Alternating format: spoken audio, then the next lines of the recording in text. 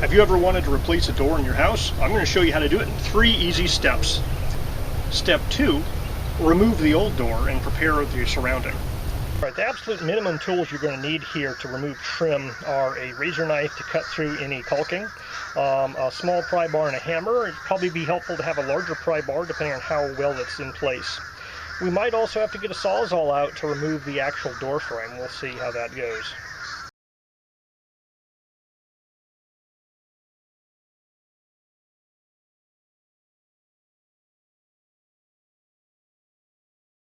Alright, I pulled the first 2 pieces of 1/4 round molding off of here.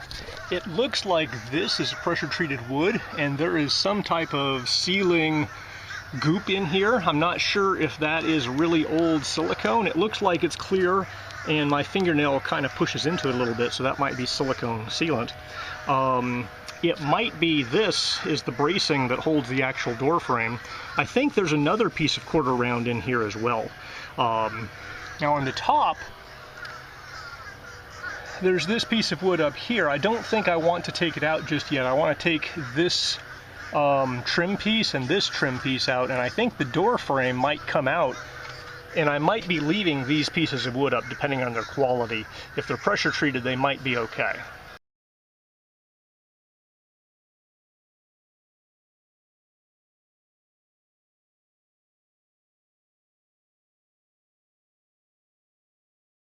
Alright, so taking off the 1/4 round here and the 1/4 round there, I have found the frame of the pre-hung door. And so you can see here, this is what we're replacing, is basically this frame of the pre-hung door here. You can see there's a gap between it and this obviously pressure-coated wood here. And so at this point, I could put a Sawzall between this gap, cut all the screws or nails that are holding it in, and presumably rip out this entire door coming out this way. Now, if they did it right, the sill is stuck in with something very sticky and waterproof, so I'm probably going to have to scrape under that. So you can see here, this door frame should be extending all the way down. That's completely rotted out. So my new door frame is composite, so hopefully it won't have that type of an issue.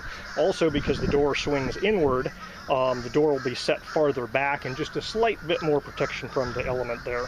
So this top piece and these 2 side pieces I am going to plan on leaving in, assuming that the new door fits in that gap, and I suspect it will. But I do have to take all these nails that were in the trim out. I hate pulling trim nails out, so things like these channel locks let you grab it and rotate and pull it out.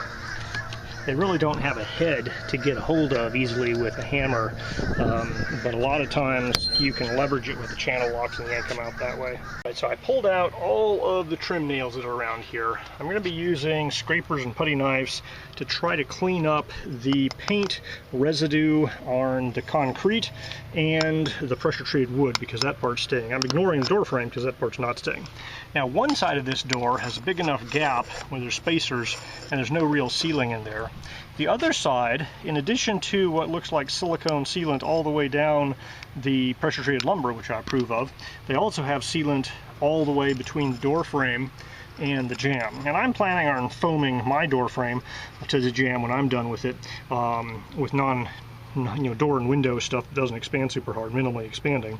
But this does present me a problem in that I'm going to have to cut through that to get this original door out.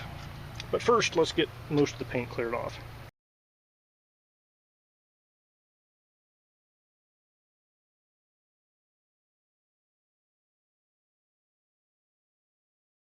So I'm going to have to remove the interior trim here and then replace it when we're done with the door. And that's kind of the cost of replacing a door, is the trim on both sides you're pretty much going to have to replace. These trim pieces came off very nicely. And so now you can clearly see there's the edge of the door frame to the wood we're keeping. So we're going to have to unscrew, all the screws in the hinges and anywhere else in here that are, like there's some screws up there that are hooking it together. And we should be able just to take that entire frame out and then put this frame in. Alright, yesterday I took all the trim off, inside and outside. So we're ready to take out the old frame and door and install the new pre-hung door in its frame. The goal here is to do this in one day so you don't have a night without a door. So first we're going to remove the door hardware and anything else that you want to keep from the original door. Now, because this frame is pretty rotten on the outside, we're not trying to save the pre-hung door and frame. We'll take the door off the hinges to make it easier to get the frame out. And the frame here, I'm just going to be ripping it out.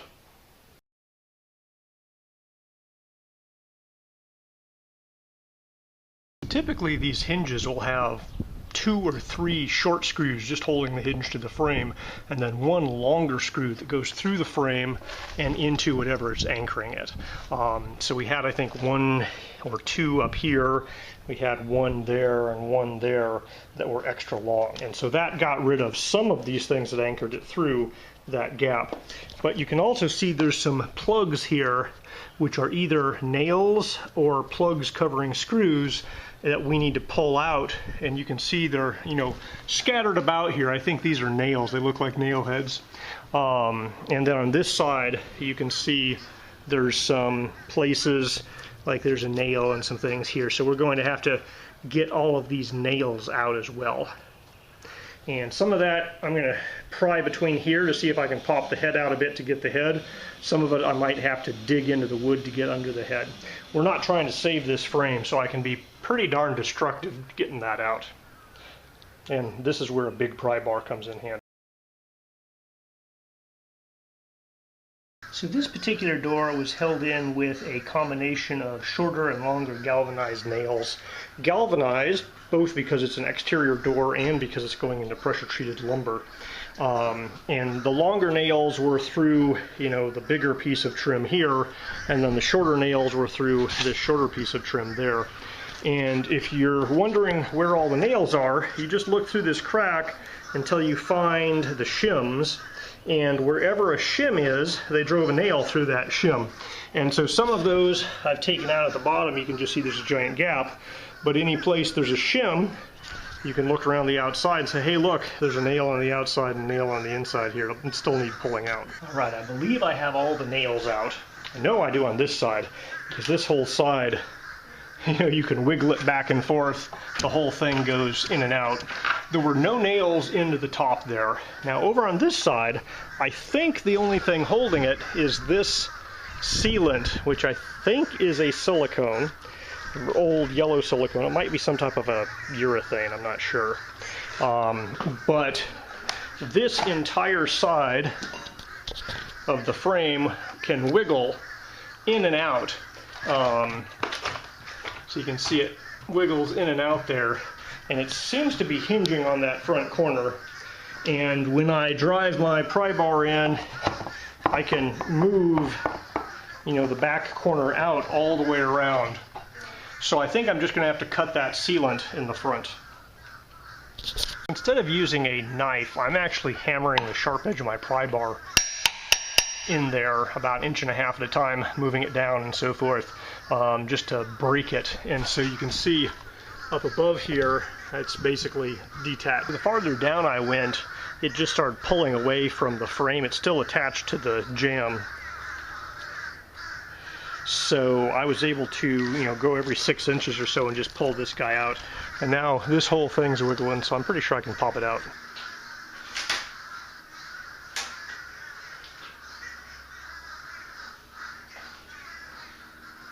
Alright, we have a lot of cleanup work. We've got to get all of this sealant, urethane, silicone, whatever that is, off. You can see here how this pressure-treated wood is bolted into the concrete block there in multiple places, and it looks to be in pretty good shape. It's a little discolored down here, but it is much better shape than the door jamb. So pressure-treated for the win. I'm just going to use it like it is. Here's the bottom of the frame that I removed, and you can see why I am replacing the entire frame and door, not just the door. And I am using composite door frame, so hopefully this won't happen ever again. Now on my pre-hung door, the sill is kind of screwed into the sides there, so you set it in a single piece. Here the sill is separate, and so I still have to get that sill out. There's a couple of screws, which might be leveling screws, or they might be driven into the concrete. I tried turning them, I was not able to, So this might be a situation where we get an angle grinder out, or at least the big pry bar. Given the shape and direction this sill was mounted, I am pretty convinced that the original builders simply put a interior door, in-swing door, and mounted it outswing here. They certainly didn't seal the bottom of the sill with anything. You can see all the bugs and stuff that crawled in under the edge and made nests and so forth.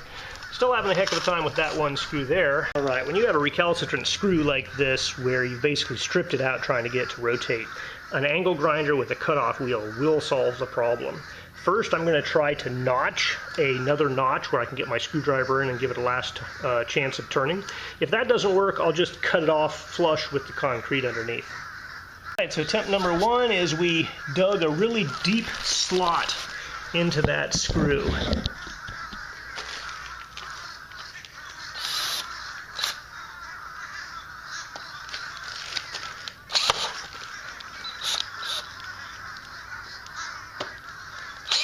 And that got it to turn a quarter turn there. And then it stopped. All right, full torque again. It turned an eighth of a turn. Let me see if I can do any better with the actual screwdriver. I might have to make that slot deeper. I don't have leverage on the other side. I can push against this side, but not the other side. Maybe now it's loosened up enough I can use the channel locks. Oh yeah, channel locks are able to turn it now. Alright, it's always better to unscrew these than cut them off if possible. Alright, yeah, now it's really loose. Alright, the sill is out. Away my angle grinder too soon. Remember that missing center screw? Turns out it was just the screw head that was missing, and this screw was hiding under all that dirt. So we are going to notch the shaft of the screw and see if we can unscrew it. If we can't, we will have to cut it off very flush with the concrete. Well, it's a nice deep notch. I don't know how strong it's going to be to get that screw out.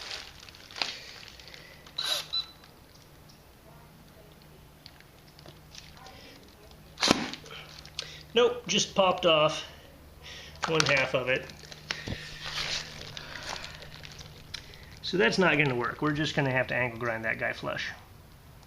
The angle grinder with the grinding wheel to grind that piece of metal down so it's perfectly flush and won't stick up into our sill for the new door. Alright, so made a little bit of silica dust. You want to be wearing a mask for that, anti-protection.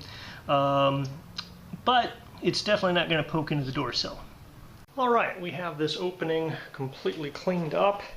I cut just a little bit of linoleum so that this door can fit fully flush against the back, and scraped all the stuff off this guy. So at this point, it's time for me to get a couple of helpers to help lift this thing in. We're going to dry fit it once. If we're happy with how it goes in, we'll put a whole bunch of silicone caulking down on that concrete sill there to seal in the sill, and then we will set it in place and hook it up.